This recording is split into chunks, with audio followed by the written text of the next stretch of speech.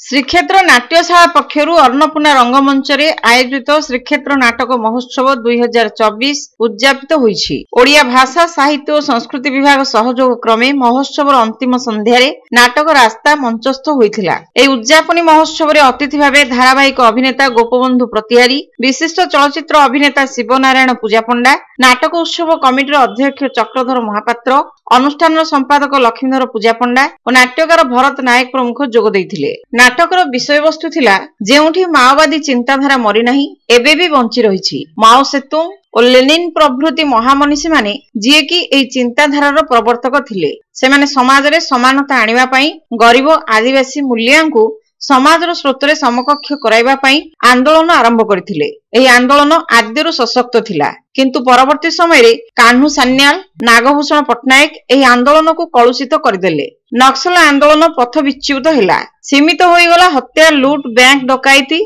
और सर्वोपरि देशर जवान मानकु हत्या करिबा मध्यरे। किंतु एबे भी नक्सल मानक मध्यरे प्रेम, जंत्रणा और भाईचारा अछि, किंतु समाजर मुख्य स्रोत को आनिबा पई नेता नाहंती, मानसिकता मध्य नाही। तथापि चेष्टा कले आमे माने निश्चित सफल होई परिबा। एथिपई रास्ता खोजिबार समय आछि। समाजर परिवर्तन ही एकमात्र विकल्प बोली नाटकरे दर्शा जाइछि।